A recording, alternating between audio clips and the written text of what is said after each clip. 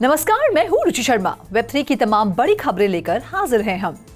जैसे कि crypto exchange Coinbase ने पिछले हफ्ते लेयर 2 प्लेटफॉर्म बेस लॉन्च किया, अमेरिकन मल्टीनेशनल कोका कोला ने प्लेटफॉर्म पर अपने नए एनएफटी कलेक्शन की घोषणा की।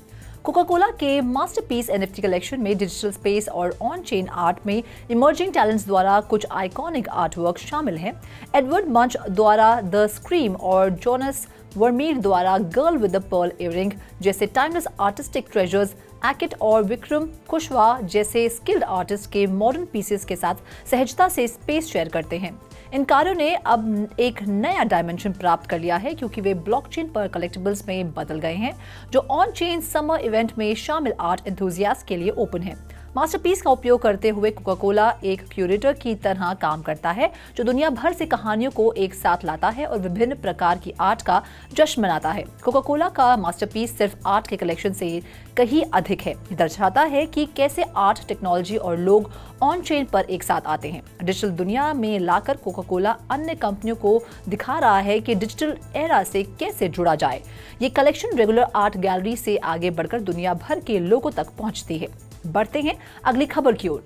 जैसा कि एनएफटी मार्केटप्लेस में तेजी से विकास हो रहा है, क्रिप्टोस्लैम के हालिया डेटा ने सोलाना को सेल्स में कार्डानो को पछाड़ते हुए सबसे आगे रखा है।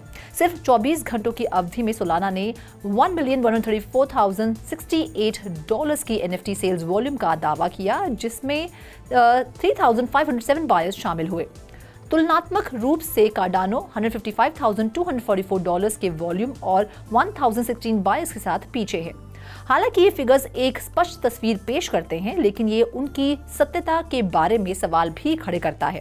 क्रिप्टो क्षेत्र की प्रमुख हस्तियों ने इस पर ध्यान दिया है। डिजिटल फोर्ट्रेस के प्रमुख स्टेक पूल ऑपरेटर रिक मैकक्रैकन ने डेटा डिस्क्रिपेंसी को संबोधित किया है, जिससे सोलाना के आंकड़ों पर संदेह की छाया पड़ रही है। उन्होंने बताया कि सोलाना की अफोर्डेबल ट्रांजैक्शन फीस आसानी से सेल्स डेटा में हेरफेर की अनुमति दे सकती है।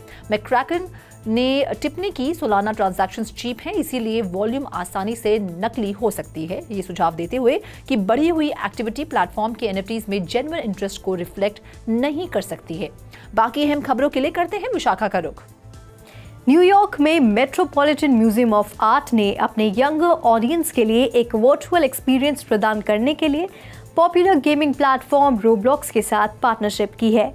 इस कोलैबोरेशन के हिस्से के रूप में रोब्लॉक्स यूजर्स अब अपने अवतारों के लिए फेमस आर्टवर्क्स और आर्टिफैक्ट्स के डिजिटल वर्जन्स प्राप्त कर सकते हैं, जिसमें वैन गॉग भी आइकॉनिक स्ट्रॉ हैट भी शामिल है।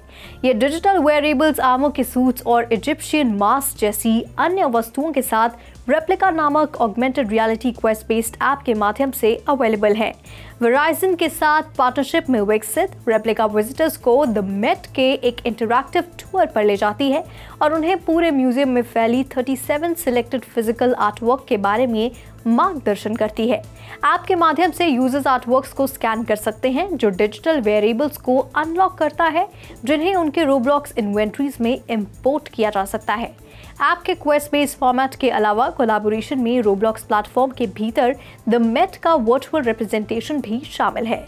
यूजर्स म्यूजियम के 5th एवेन्यू, फैकेड और ग्रेट हॉल जैसे इंटीरियर स्पेसेस के वर्चुअल वर्जन्स का पता भी लगा सकते हैं। उनके पास एक्वायर्ड डिजिटल वेरिएबल्स को जोड़कर और हिस्टोरिकल बैकड्रॉप्स के खिलाफ अपने अवतार्स की तस्वीरें लेकर एग्जीबिशन को क्यूरेट करने का अवसर है।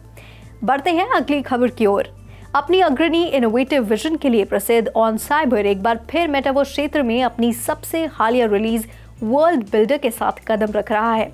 नया वर्ल्ड बिल्डर टूल, जिसे उपयुक्त रूप से स्टूडियो कहा जाता है, ये वेब3 एंथुसियास्ट के डिजिटल रियम के साथ बातचीत करने और निर्माण करने के तरीके में क्रांतिकारी बदलाव ला रहा है।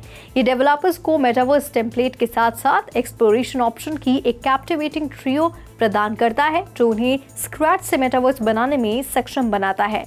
On cyber world builder tool एक ऐसी सुविधा पेश करता है जो क्यूरेटर के लिए कस्टमाइज किट्स तैयार करने के लिए GPL फाइलों को इंपोर्ट करने में सक्षम बनाता है।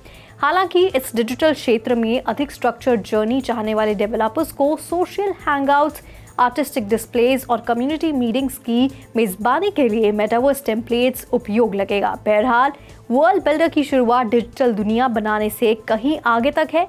ये मेटावर्स के भविष्य में रुचि जगाएगा। ऑन साइबर के पार्टनर प्रोजेक्ट्स मीबिट्स और फॉरगॉटन रूइंस पॉपुलैरिटी की प्रतीक्षा कर रहे हैं, जैसा कि मेटावर्स डीएप यूनिटी और अन्य ऑन साइबर एडवांसेस हैं। जैसे जैसे मेटावर्स का विकास जारी है, on cyber world builder tool creativity की अनंत संभावनाओं को रेखांकित करता है। ये रीडिफाइन करता है कि क्रिएटर्स ब्लॉकचेन टेक्नोलॉजी के माध्यम से कैसे कंस्ट्रक्ट, परसीव और इंटरैक्ट कर सकते हैं। Over to you Roshni. Spanish soccer club FC Barcelona ने अपनी वेब3 इनिशिएटिव बार्सा विजन के लिए लिब्रो फुटबॉल फाइनेंस एजी और नीपा कैपिटल बीवी से $132 मिलियन वर्थ का यानी 120 मिलियन यूरो की इन्वेस्टमेंट हासिल की है। एफसी बार्सिलोना ने कैपिटल के बदले बार्सा विजन की होल्डिंग कंपनी ब्रिजबर्ग इन्वेस्ट में 29.5% स्टेक बेच दी। लिब्रो जर्मनी में पब्लिकली लिस्टेड कंपनी है जो फाइनेंशियल मैटर्स पर सॉकर क्लब्स को कंसल्ट करती है। नीपा कैपिटल नीदरलैंड्स में स्थित एक वेंचर कैपिटल फर्म है। तो आज के लिए बस, अरे सॉरी ये स्पेस गया मुझे, हाँ।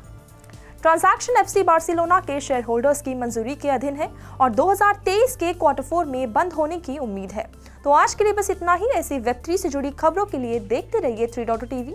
ऐसी और ज़्यादा अपडेट्स के लिए हमारी वेबसाइट www.3worldstv.io पर लॉग ऑन करें या फिर स्कैन करें QR कोड। Thank you.